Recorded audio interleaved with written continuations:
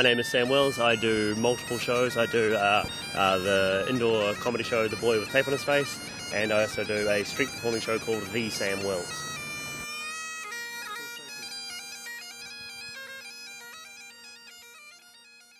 We're here at the draw for street performing. This is a bunch of buskers who get together and shove passes in a hat, and you draw it out like a lottery to see what time show you get. It's organised chaos. We've all got lives that are more enjoyable than this. I don't know that I do. Tony Fortune. How can you get up second? I don't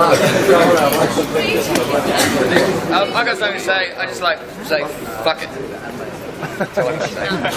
Yes. Fuck it. Fuck all the people who overran over the years to make this system the way it is. Yes. Fuck it all. Yes. And fuck it. Especially just put fire all over the pitch, you know, it's going after us. It's like, I don't mind if you use fire and stuff, but at least bring a towel or do it right at the back. Because even though they say, oh, we can put sawdust down, I don't want to go perform on sawdust. You know? It's all politics, it's so shitty. And that is the big one that I want. Sam Wills. Boom. That's good.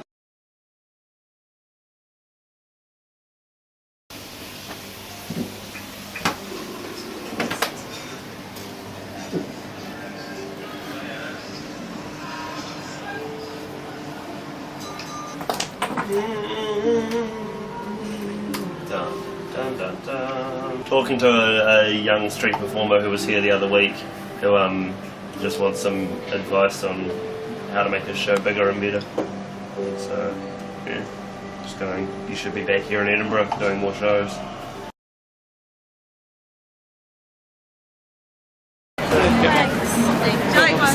And then the ridiculous thing is, I now look for the comedy cucumber. So I need one. That's a good one, because it's got a round end and a funny end. What am I doing with my laugh it up, lady, laugh it up.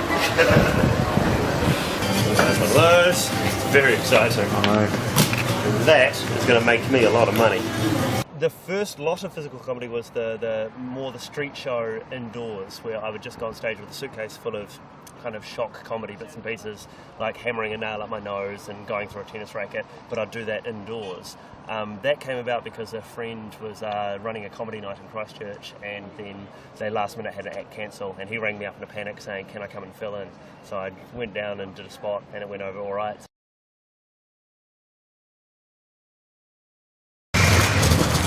Everyone takes the piss out of me because I have so much gear. Just because we've got one big box.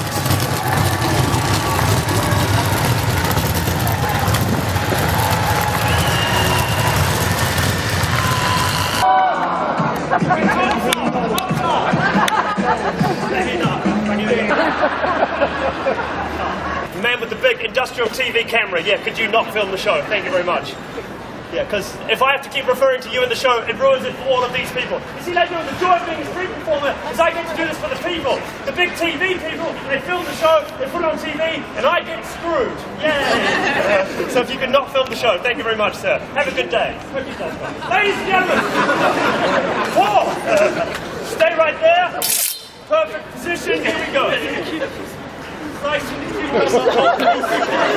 The street performers never say how much money they make, and we never let audiences know how much money we make, because people have this idea that street performers are just a step up from beggars, where you live on couches travelling around the world, dossing around at people's places, and you make enough money to get by. But very quietly we do. If you have a good show, you can do pretty well. Yeah, you don't want to let people know you're making good money. Some performers make a lot of money. I'm not one of them.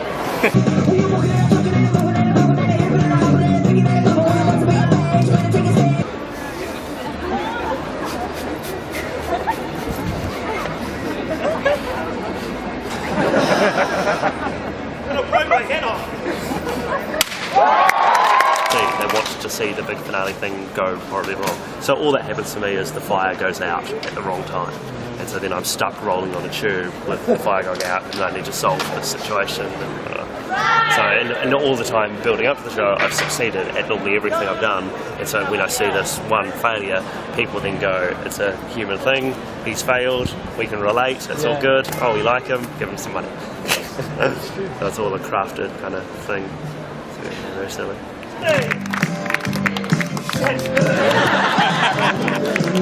Paul! Paul! The fire's gone out!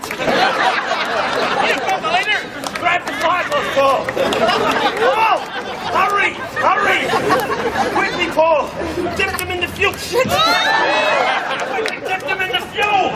I've got a really generic hype show. There's no artistic merit in it. And I'm happy to put my hand up and say, yeah, I can say it's generic as all hell. But I know that because I do the tape-based stuff, that's the stuff I'm proud of, and that's what I like to do. Whereas this stuff pays the bills.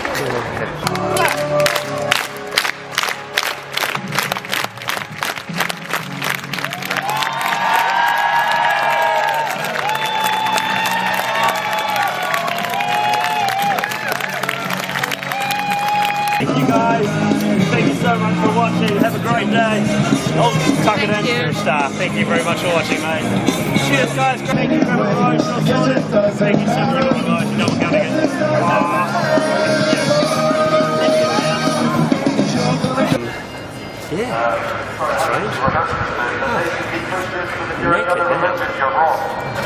there's an award in New Zealand called the Billy T. James Award, which is possibly the biggest award of comedy back then, and I won it in 2005. And I was the kind of expectation I put on myself was, what do I do now?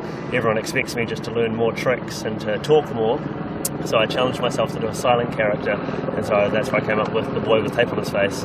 So gaff taped my mouth shut, no talking, and decided to do no tricks at all. So that was the next challenge.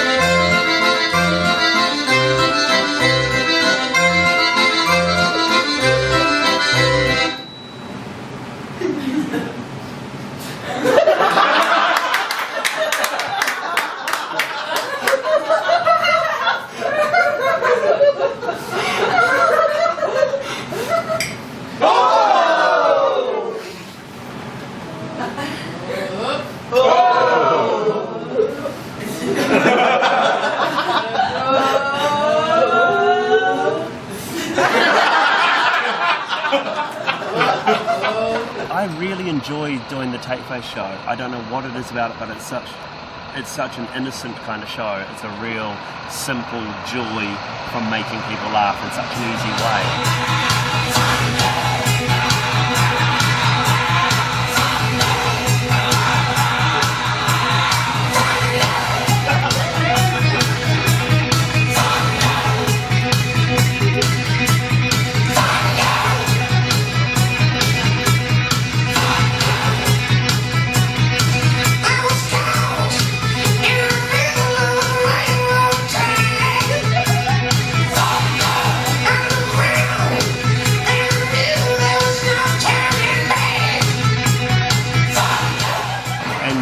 It is an easy way, but it also isn't an easy way because it's simple but really thought through simplicity. So there's great satisfaction in, I don't know, knowing that people are having a good moment enjoying such a silly, ridiculous thing. It's where, I don't know. Yeah, so that's a really hard one. What do I get out of it? And what do I get out of it? I don't know. It's just nice. There's nothing else I can do. I've got no other skills. I worked in a video store when I was 16. That was my only other job. I'm useless. So, like, what?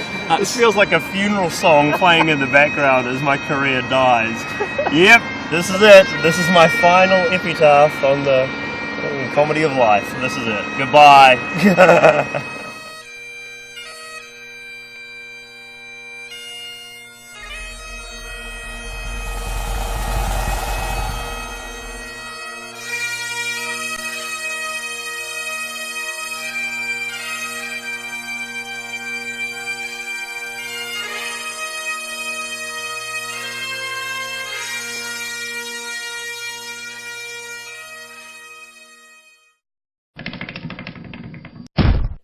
Schmucker.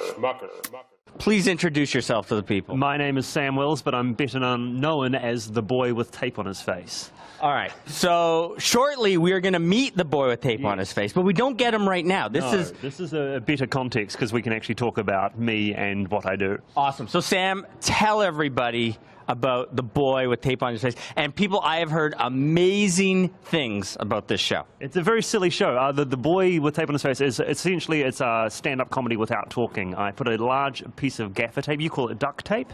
Yeah. What gaffer?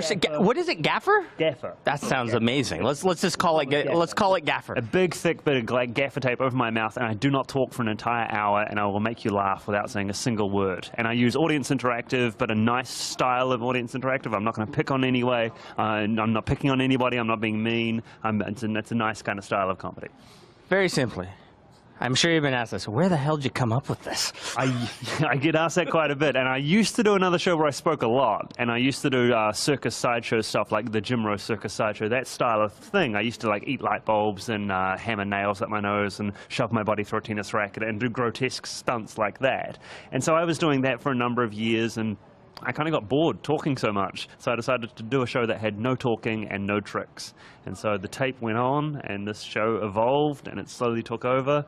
And the more I started putting more tape on, the less nails I had to be putting into my face. And then now I find myself traveling the world with more and more gaffer tape. So how is the really just putting it together, like taking them from scratch? How was this perceived at first, your show? It was a hobby. It was a kind of just a novelty to get away from talking so much and doing all these stunts. So I just hear this bit of music and I go, that's a funny song. I wonder, here's a visual joke with that. And then I'd get an audience member out and I'd do this little quick, they were 5-minute sketches. I used to just drop into these comedy shows and do 5 minutes of this strange character. And then eventually I got 20 minutes and then it built up to I had an hour long. And it's like, I wonder if I can start touring this. And it's like, well, there's an audience for it. Let's keep doing it.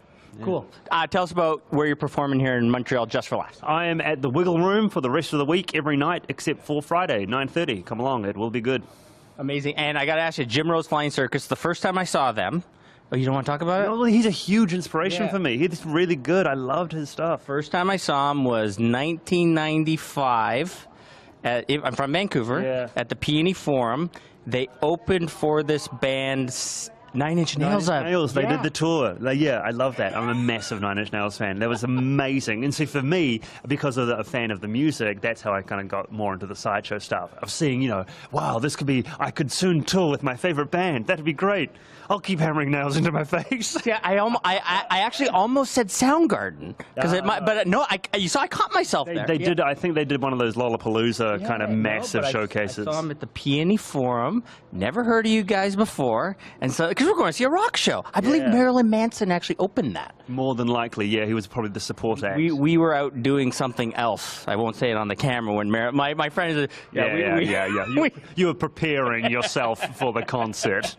We missed Marilyn Manson, but Jim Rose. So what did you do? What did you were poking nails in? No, my main thing was my nose. I sort of got known for hammering nails at my nose, and I'd get audience members to pull the nail out with their teeth, and then I would do a trick where an audience member, I would give my trust to the audience. So an audience member would hold a power drill, and I could lower my face onto it, and so they at any point could move it if they wanted, but I would trust them that they wouldn't. And sort of stunts like that. And I used to do another routine where I'd push, you know those balloons that clowns twist into dogs? I'd tie a whole bunch of them together, and then I'd push them out my nose, cough them out my mouth, and have somebody hold one at each end and run my head along it like a clothesline. I was going to say, it sounds stupid to say, but I was going to say, I remember somebody like swallowing a balloon or something. Yeah, that sort of thing. Yeah. So I did that for a number of years and then just went, I need to find another job. I've been doing this for too long. I'm looking for like holes in your body. No, I'm pretty safe. I didn't fall apart, but I stopped. Yeah, I got out of the sideshow business before I was too broken. Because I will say, one of the things that was great about Jim Rose Flying Circus back then is pre-internet, just for me going to the show, I didn't really know what it was. Yeah. And you could only then go out after the show and tell everyone you knew about it, and then they would go, I have no idea what you're talking about, which would lead them to go and see the show. Which I suppose, you know, for me, that is also the thing. You can go online if you want and see the boy doing some little spots, but you are better not to. Do not do that. Do not go online. Do not watch anything online. Do not watch TV. Come and see the live show because it's a completely different experience. Awesome. And we're about to meet right after this interview. Good luck. The boy with tape on his face. We're meeting the boy with tape on his face. No. He's going to be right here. You're going to get to interview him, see how much information you can get out. I don't know what to say. Well, Do you have any advice? Any questions I should say? questions? Yeah, no, I don't. no, he's a whole different being to me.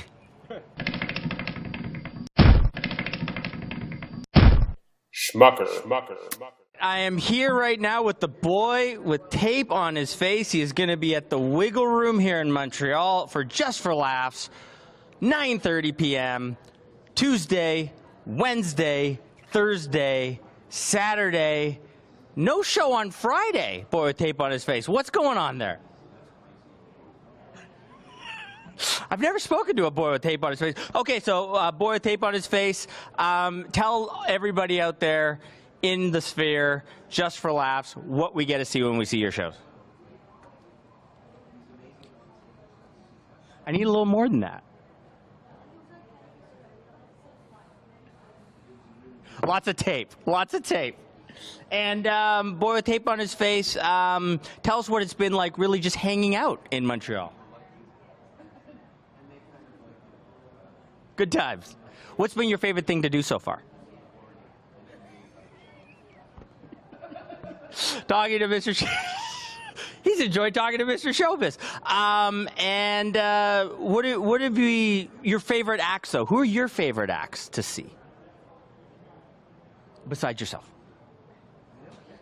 Okay, we'll just move on right now. We're here with the boy with tape on his face. You can see him at the Wiggle Room here at the Just for Laughs Comedy Festival. Your inspiration, sir. Who is it? Yeah? Really? I wouldn't have guessed that. Oh, okay. And where do you see yourself in, say, with this amazing act in, say, 5 years? Still with tape on your face. And how often throughout the day do you have tape on your face? You sleep with tape on your face? You eat with tape on your face? Okay, sorry. You go to the bathroom with tape on your face? Okay. How does one brush his teeth with tape on his face?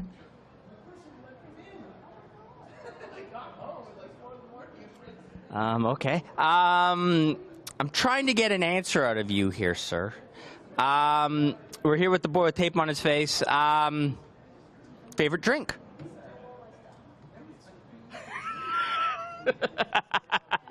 We thank you for that here, Mr. Chauvin. And where's been your favorite country to perform? Let me, outside of Canada, yeah, favorite country to perform? Okay, more specific, please. Here? Canada? Besides Canada, though. Where else? Over there? England.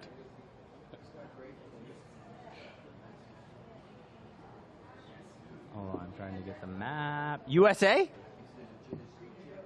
Mexico. Brazil.